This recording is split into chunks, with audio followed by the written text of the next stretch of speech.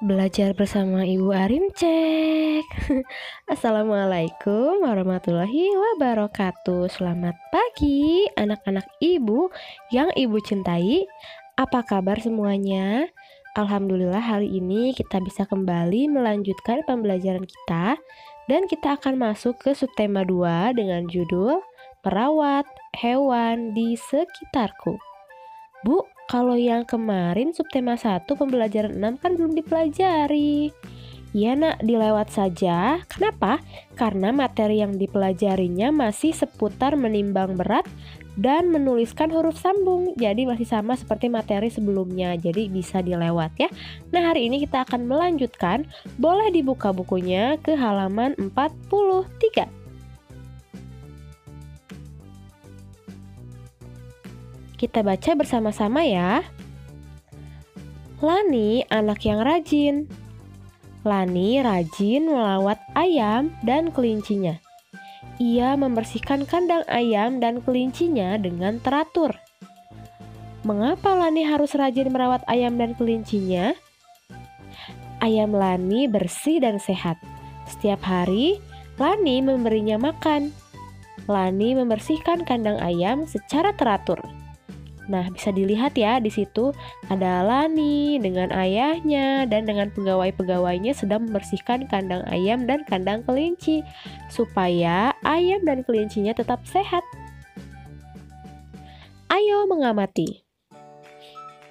Perhatikan gerakan ayam ketika makan.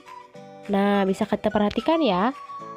Ada juga gerakan ayam yang lain. Perhatikan gerakan ayam yang lain. Ayam menggerakkan sayapnya. Ayam menggerakkan kakinya. Nah, kita lihat ini adalah gerakan ayam ketika makan, kepalanya ke bawah. Lalu ini adalah gerakan ayam ketika mengepakkan sayapnya dengan menghentakkan kaki. Jadi kakinya dihentak-hentakkan ke tanah. Yang ini gerakan ayam yang sedang berlari. Dan yang terakhir, ini adalah gerakan ayam ketika sayapnya cedera atau terluka. Ayo berkreasi. Nah, anak-anak, tirukanlah gerakan kepala ayam ketika makan.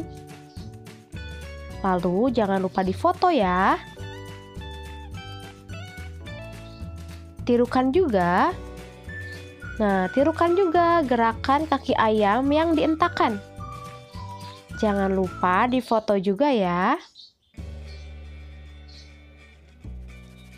Tirulah gerakan ayam yang sedang menggerakkan sayapnya.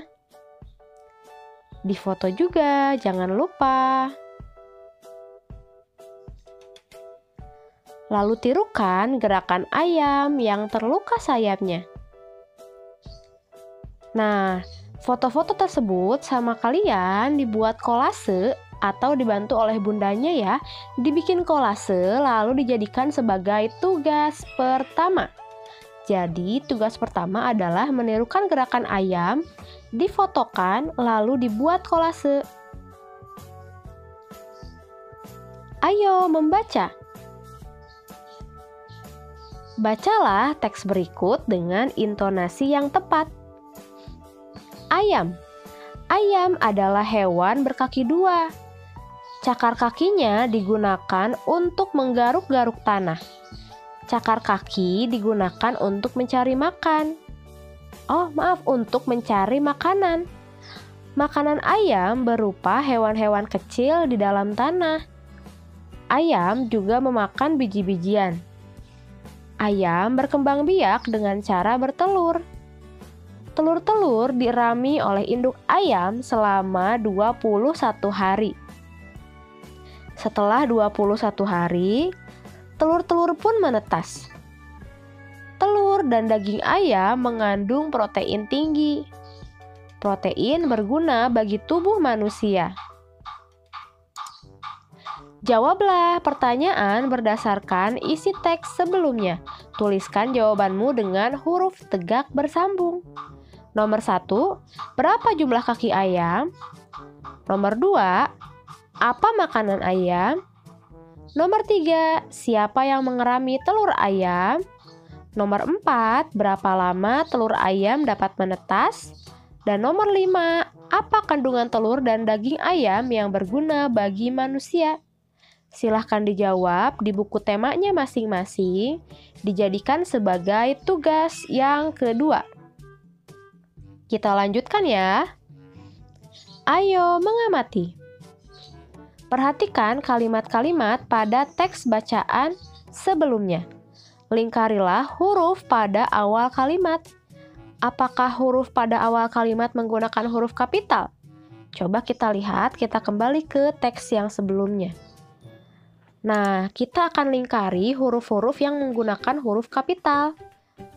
Pertama, pada judul, huruf A di depan menggunakan huruf kapital. Kenapa? Karena pada judul, setiap depan hurufnya menggunakan huruf kapital. Lalu, kita lihat lagi, ayam adalah hewan berkaki dua. A-nya yang di depan juga menggunakan huruf kapital. Silahkan dilingkari di bukunya ya. Nah, setiap satu kalimat pasti diakhiri dengan tanda titik. Kalau sudah masuk ke kalimat yang kedua, atau setelah titik, berarti harus dilanjutkan dengan huruf kapital lagi, seperti ini. Cakar, C-nya menggunakan huruf kapital. Nah, kalimat kedua juga diakhiri dengan tanda titik. Setelah titik harus menggunakan huruf kapital lagi. Cakar lagi, C-nya menggunakan huruf kapital. Silahkan huruf C-nya juga dilingkari.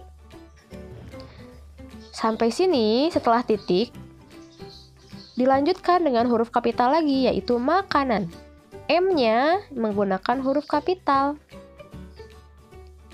Lalu sampai titik, dan diawali lagi dengan huruf besar lagi, atau huruf kapital.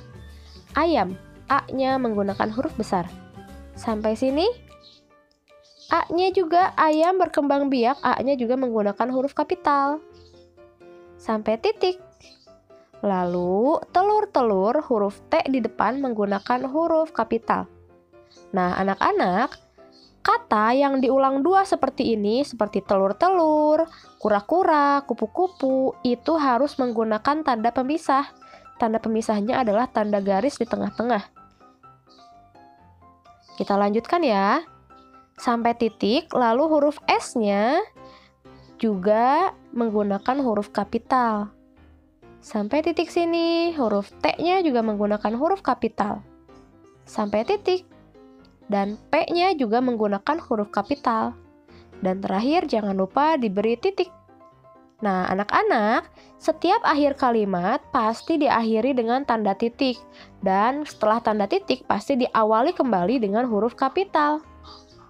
Jadi, kesimpulannya, huruf kapital digunakan pada setiap awal kalimat.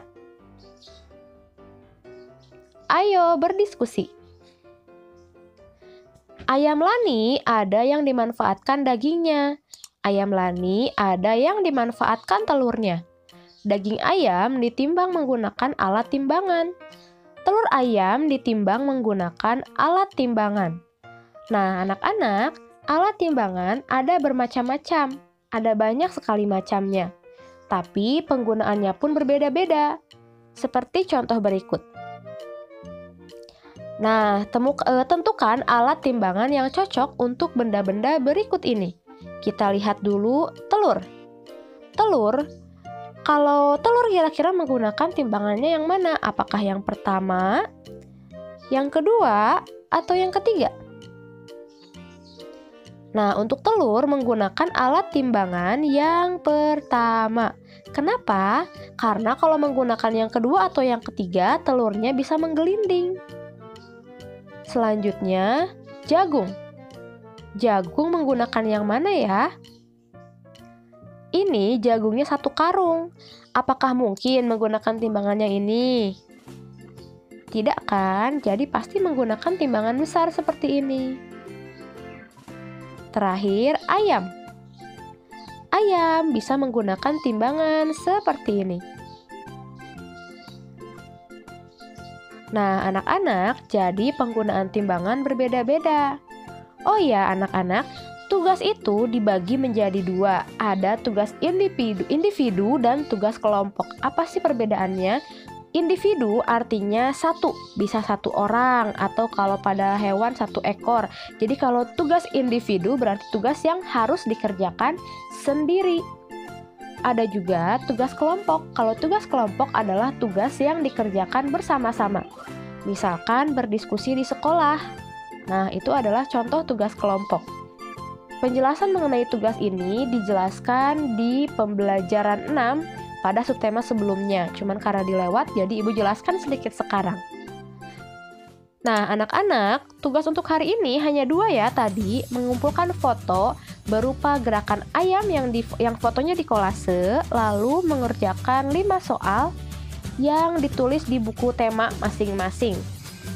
Nah, segitu saja pembelajaran untuk hari ini. Semoga besok kita melanjutkan pembelajaran dengan lebih baik lagi. Jangan lupa SDN 189 Neglasari, yes, yes, yes, juara!